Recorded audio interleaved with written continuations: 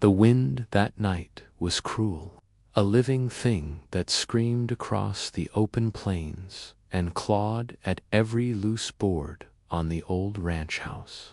Jack Hollister had seen storms before, but this one felt different, wild, restless, like the desert itself was warning him to stay inside. He tossed another log into the fire, the flames throwing nervous shadows across the walls, when his old horse out in the barn gave a sharp, panicked neigh. Jack grabbed his rifle, muttering under his breath, and stepped out into the howling dark. The rain came sideways, thick as nails, blinding him as he fought his way toward the barn. Lightning split the sky, and in that flash he saw them. 2 figures collapsed in the mud beside his corral, tangled in torn blankets and soaked to the bone. Apache women, sisters, by the look of them, one tall and broad-shouldered, the other leaner, but fierce, even in weakness. Jack lowered his rifle slowly, instinct whispering caution, but humanity shouting louder. "Hey!" he called out over the wind, but neither moved. He dropped to his knees beside them, rolling the taller one gently onto her back. Her pulse was steady, but her skin burned with fever. "Damn it," he muttered, scooping the smaller one into his arms and dragging both toward the barn. The horses stamped nervously as he laid the women on dry hay, covering them with his coat. Their faces were striking proud cheekbones, hair like black silk plastered to their foreheads, and tribal paint faintly smudged beneath the dirt. Jack had lived near Apache lands long enough to know trouble when he saw it, but he'd also seen what starvation and sickness could do to anyone. He stoked the lantern, found some water, and began to clean their wounds. Hours passed before the younger one stirred, her dark eyes snapping open like knives. She sat up fast, reaching for something that wasn't there, a knife, a weapon, a memory. "Easy," Jack said, hands raised. "You're safe." Her gaze locked on his, sharp and suspicious. "Where is my sister?" "Right there," he said, nodding toward the tall woman still sleeping. "She's alive. Fever's bad, though." The girl hesitated, scanning his face for deceit. Then, slowly, she exhaled. "You should not have helped us," she said quietly. "If they find us here, they will kill you, too." Jack frowned. "Who?" The wind answered first, a low, haunting whistle that crawled under the door. "White traders," she whispered. "They took our tribe's horses. We took them back. They hunt us now." Jack cursed under his breath, realizing what that meant. The outlaws who'd been terrorizing the nearby valleys. He'd heard of them. Ruthless men who didn't care who they killed, Apache or rancher alike. "You're staying," he said firmly. "Storm's not over, and neither is your fever." The young woman blinked, as if the concept of mercy was foreign to her. "Why?" she asked. Jack gave a weary half-smile. "Because if I left you out there, I'd hear my mother's voice in the thunder for the rest of my life." The morning after the storm broke, quiet and gold, sunlight spilling across the mesa like forgiveness after sin. Jack Hollister woke to the low hum of life, returning the smell of wet earth, the creak of wood drying in the heat, and the sound of soft voices from the barn. When he stepped outside, coffee steaming in one hand and rifle in the other, he found the 2 Apache sisters awake, sitting cross-legged in the hay, like spirits from an older world. Talila, the taller one, looked stronger now, her eyes bright with both gratitude and caution. Saya sat beside her, sharpening a knife with calm precision, every scrape against the blade echoing in the silence. You're both lucky that fever broke, Jack said, tipping his hat. Another night out there and I'd be digging graves instead of fences. Talila's lips twitched, not quite a smile, not quite a frown. Then we owe you our lives. Jack shrugged. I wasn't counting. He turned to leave, but Saya's voice stopped him. You fed us, she said flatly. You could left us to die. Why? He paused at the doorway. Guess I just don't like seeing good people hunted down by worse ones. Talula stood, her height filling the space, her shadow stretching across the straw. Then we will stay, she said simply. Jack blinked, half amused. Stay. No offense, ma'am, but this ain't a boarding house. You heal, you ride on. Safer that way.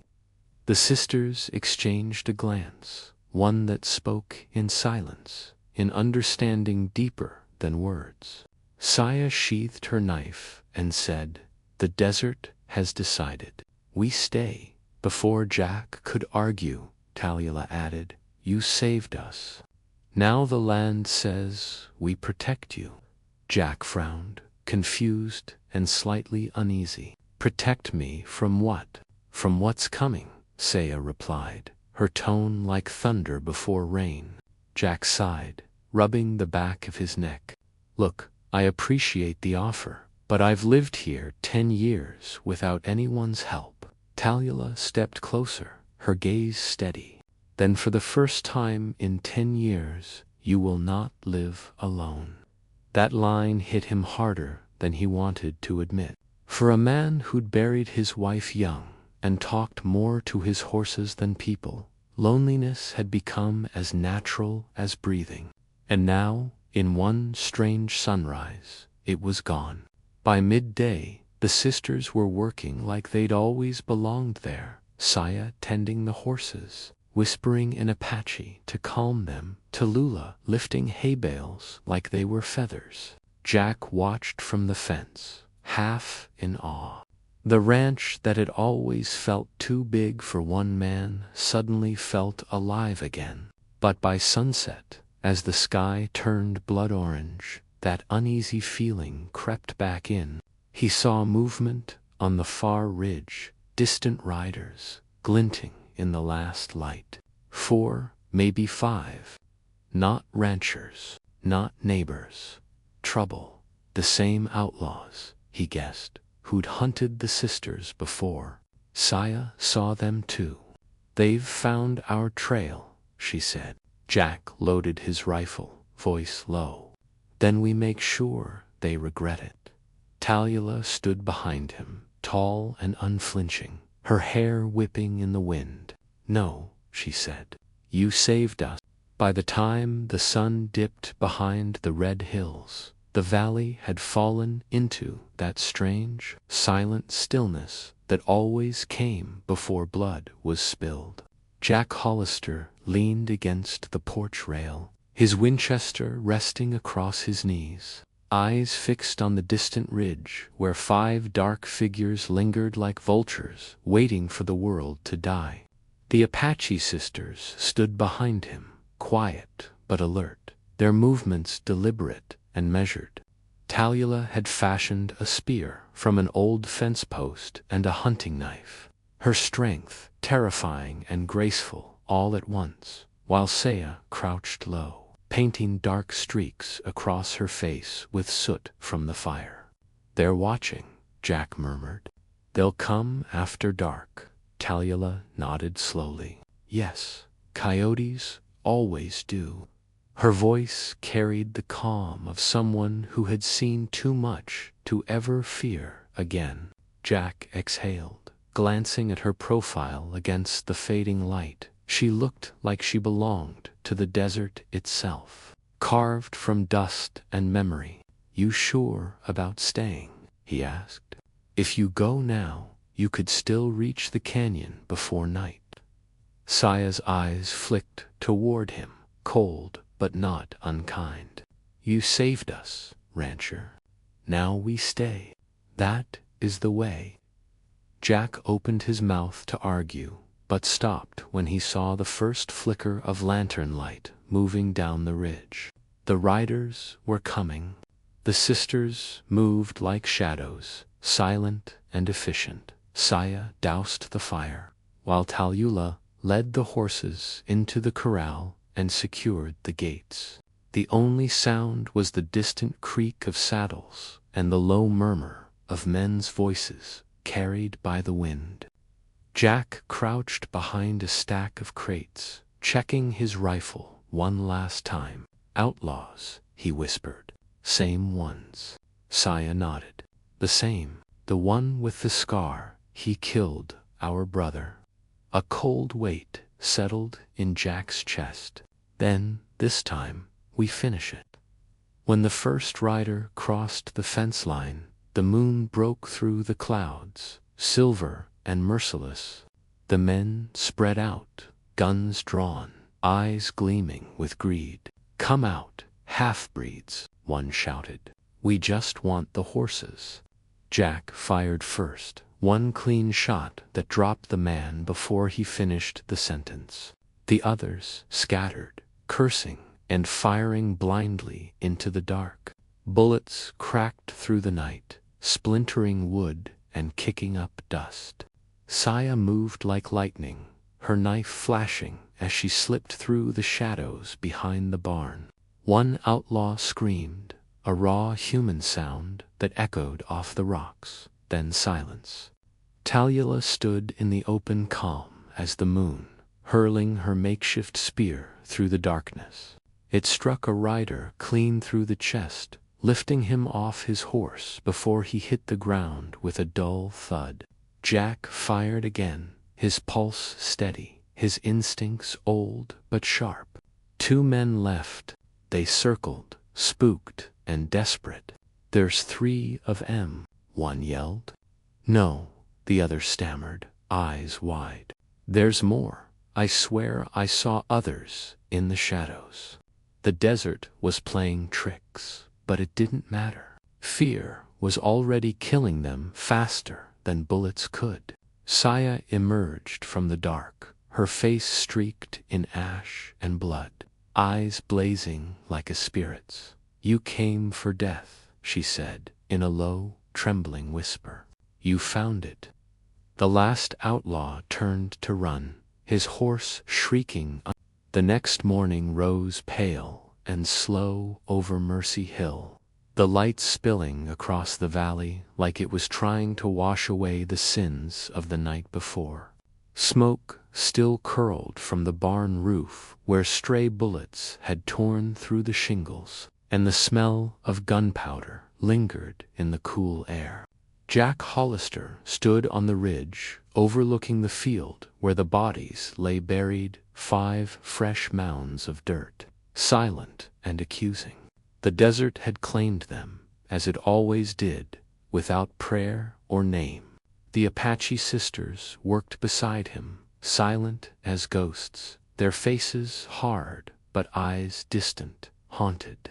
Talyula pressed her palm against the last grave and whispered something in her language, her words carried away by the wind.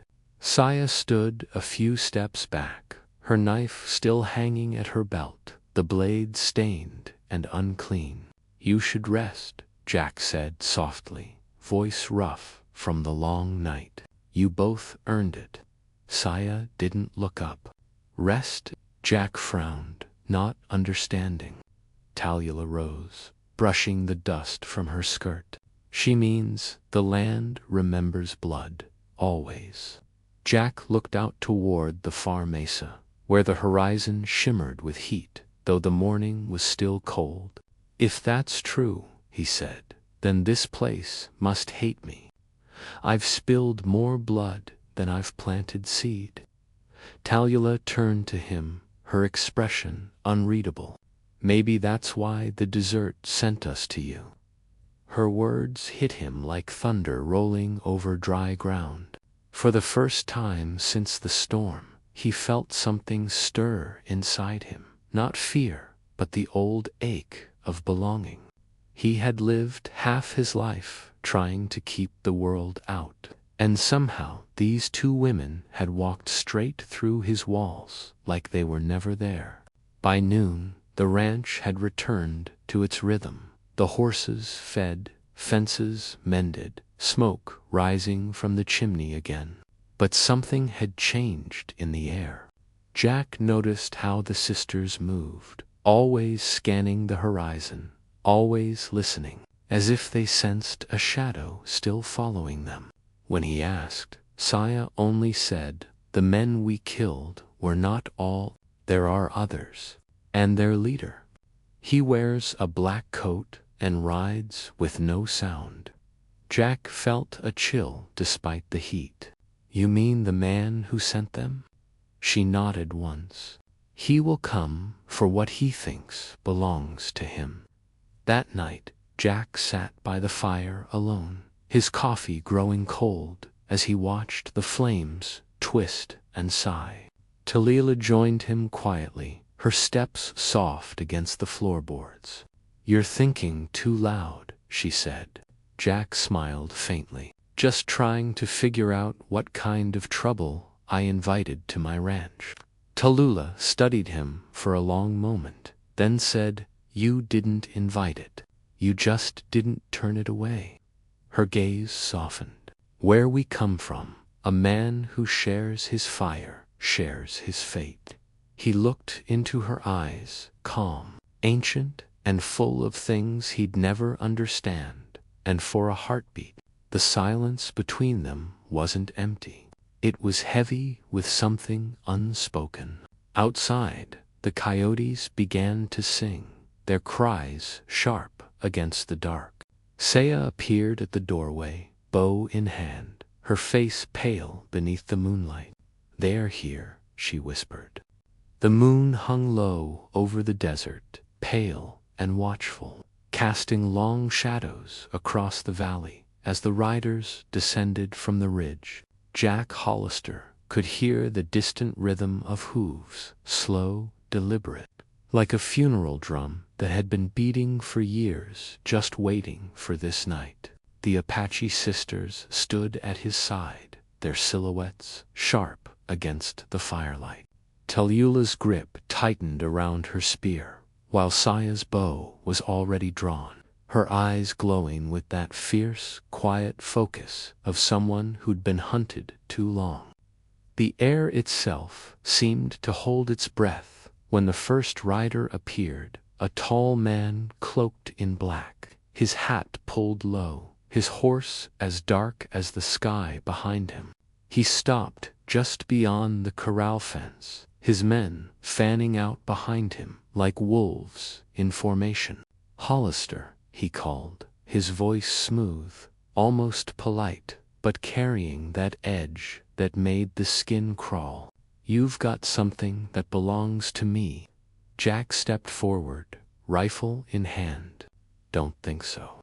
The man in black tilted his head slightly, the firelight catching the faint scar that cut across his jaw. "Two Apache women," he said evenly. "Fugitives, thieves, murderers. You're hiding them." Jack's jaw tightened. "They're not yours, and they're no thieves." The man's smile didn't reach his eyes. "You've got no idea who they are, do you?" He nodded toward the sisters. "Ask them. Ask them what they did before you became their savior." Jack glanced at Tallulah and Saya, both still, but their silence said everything. He could feel the truth hanging there, heavy and dangerous. "Whatever they did," he said quietly, "they're done running." The man in black chuckled, the sound cold as gunmetal. "No one's done running in this land, rancher. Especially not them." He turned his horse slightly, the movement slow and deliberate. "You killed 5 of my men last night. That debt don't wash away with rain." Tallulah stepped forward then, her voice low and steady. "Your men took from us first. They killed our brother. You wear his knife at your belt." The man's hand brushed the hilt at his side, and for the first time his smirk faltered. He was a fighter, he said. Like you, he was a child, Talila whispered. And that was the moment everything broke. The man's eyes hardened. Enough talk. He raised his hand, and his men moved as one, guns flashing, horses screaming, the night exploding into chaos. Jack fired from the porch, the crack of his Winchester echoing off the canyon walls. Saya loosed her arrows in rapid rhythm, each finding its mark with eerie precision. Talila charged forward, fearless and terrible, her spear striking through the smoke and dust like lightning itself. The man in black fired twice. One bullet grazed Jack's shoulder, spinning him back against the railing. The other tore through the barn door, showering sparks. But then Talila was on him. She ripped him from his saddle, the two of them crashing into the dirt, his revolver spinning away into the dark. He swung his knife, her brother's knife, slicing a line across her arm, but she didn't stop. With a roar that echoed through the valley, she drove the spear through his chest, pinning him to the earth. Silence fell. Even the horses. The dawn came slow over the wide New Mexico plains, its pale light crawling across the blood-soaked earth like a tired ghost. The ranch lay quiet now, broken fences, smoldering hay, the air heavy with the metallic scent of gunpowder and dust. Jack Hollister stood near the corral, his arm bandaged, his face drawn and hollow, staring out toward the horizon where the man in the black coat had fallen. He had seen death before, too much of it, but this time felt different. This wasn't victory. It was survival with a price carved deep into the soul. Talila and Saya were by the stream, washing the dirt and blood from their hands, their movements silent, reverent. The water shimmered red for a moment before turning clear again.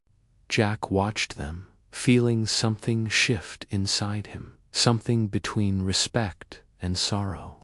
These weren't just the Apache girls he had taken in months ago. They were warriors of a dying world, survivors of cruelty that most men couldn't even imagine. He had thought he'd saved them once. Now he knew the truth. They had saved him. The ranch had always been his refuge, his small claim of peace in a land built on blood and loss.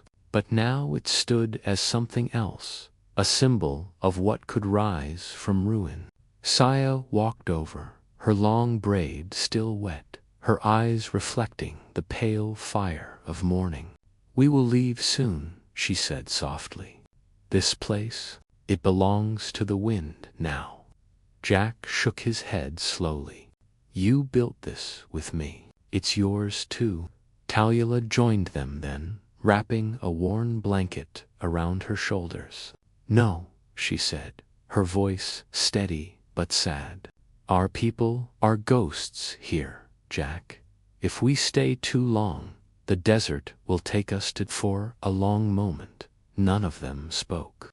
The only sound was the wind rustling through the mesquite trees, whispering the names of the dead. Then Jack walked to the barn and came back with something wrapped in cloth, the knife that had belonged to Talila's brother, cleaned and polished. He handed it to her with both hands. "He deserves to rest with his people," he said quietly. Talila took it, her fingers trembling just slightly. "Thank you," she whispered, "for everything." She looked around the ranch, the house, the broken corral, the land that had sheltered them. "When we came here, we thought we'd lost everything, but we found something instead. A man who saw us, not as enemies, not as savages, but as family." Jack swallowed hard. "Family's all we've got left out here."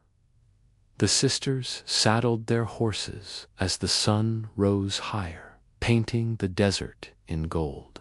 Jack walked beside them to the edge of the ridge. From up there, The valley stretched endless, a sea of light and memory. Saya turned in her saddle and smiled faintly. "If you ever need us," she said, "just listen to the wind." And then they were gone, riding east toward the horizon, their figures small against the vast, glowing plain. Jack stood there long after they disappeared, the sound of their horses fading into silence. He turned back to his ranch, the scars of the night still fresh but somehow sacred now, a reminder that life, even in its harshest form, still had meaning. The wind rose again, sweeping over the land, carrying whispers only the old desert could understand. It carried the names of the fallen, the cries of the brave, and somewhere in that endless echo was the laughter of two Apache sisters and the man who had once saved them and whom they had saved in return.